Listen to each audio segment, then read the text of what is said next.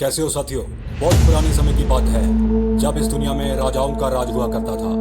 एक राज्य था और उस राज्य का एक महान राजा, लेकिन अचानक राजा बहुत गंभीर रूप से बीमार पड़ गया।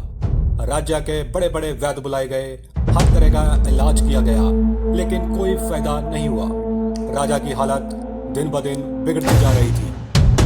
तभी एक दिन एक अजनबी वैद्य राज्य में आया। वो साधारण नहीं था। उसकी आंखों में अनुभव और चेहरे पर आत्मविश्वास था। उसने राजा की नब्ज देखी, कुछ देर सोचा और फिर बोला, अगर राजा को बचाना है तो उसे एक जादुई फल खिलाना होगा। दरबार में सन्नाटा छा गया, क्योंकि वो जादुई फल एक ऐसे राज्य में था जो उनका दुश्मन था।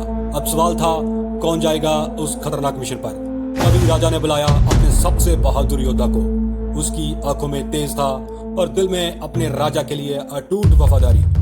उसे जिम्मेदारी दी गई उस जादुई फल को लाने की, और फिर वो योद्धा निकल पड़ा एक अनजान और खतरनाक सफर पर।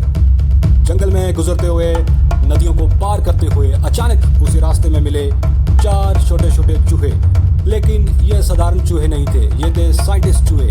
हाँ दोस्तों, वही 4 चूहे जो एक रहस्यमय मिशन पर निकले थे, वो आ रहे हैं उस वीडियो पर हमने देखा था। अगर आपने वो वीडियो अभी तक नहीं देखी तो मैं डिस्क्रिप्शन में उसका लिंक दे दूंगा, आप जाकर उसे जरूर देखें। खैर, योद्धा आगे बढ़ता गया। लंबे सफर के बाद उसे प्यास लगी। उसे एक छोटी सी कुटिया दिखाई दी जहां एक औरत बैठी थी। उसने पानी मांगा और औरत ने उसे पानी दे दिया। लेकिन जैसे ही वो पानी पी रहा था, उसने पानी में एक अजीब परछाई देखी। वो परछाई एक सांप की थी। योद्धा चौंक गया और जैसे ही उसने ऊपर देखा, वो औरत एक इच्छाधारी नागिन में बदल गई। लेकिन योद्धा ने उसे मारा नहीं। उसने शांत होकर कहा, सांप को मारना सही नहीं है, वो सिर्फ अपनी रक्षा के लिए डंक मारता है, उसे भी जीने का हक है। नागिन उसकी बात सुनकर शांत हो गई और उसे बिना नुकसान पहुंचाए वो आगे बढ़ गया। आखिरकार काफी खोज के बाद उसे पता चला कि जादुई फल दुश्मन राजा के महल में है। अब सबसे बड़ा सवाल था, महल के अंदर कैसे जाए।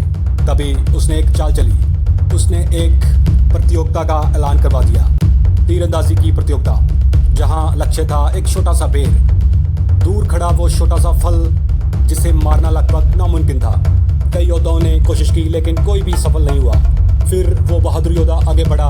उसने तीर उठाया और बिना समय गवाए सीधा निशाना साधा और तीर जाकर उसी बेर में लगा। पूरा दरबार हैरान रह गया। दुश्मन राजा भी उसकी कला से प्रभावित हो गया। राजा ने कहा, मांगो, क्या चाहते हो? और योद्धा ने बिना डरे कहा, मुझे वो जादुई फल चाहिए।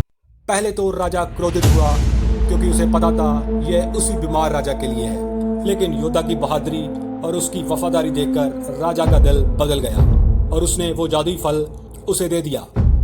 योद्धा तुरंत अपने राज्य लौटा और राजा को वो फल खिलाया। कुछ ही समय में राजा की हालत सुधरने लगी और धीरे धीरे राजा पूरी तरह स्वस्थ हो गया। पूरे राज्य में खुशी की लहर दौड़ गई और उस दिन सबने यह सीखा, सच्ची बहादुरी सिर्फ ताकत में नहीं होती, बल्कि दया और वफादारी में होती है। अगर आपको यह वीडियो अच्छी लगे तो चैनल को सब्सक्राइब करें, वीडियो को लाइक करें। धन्यवाद।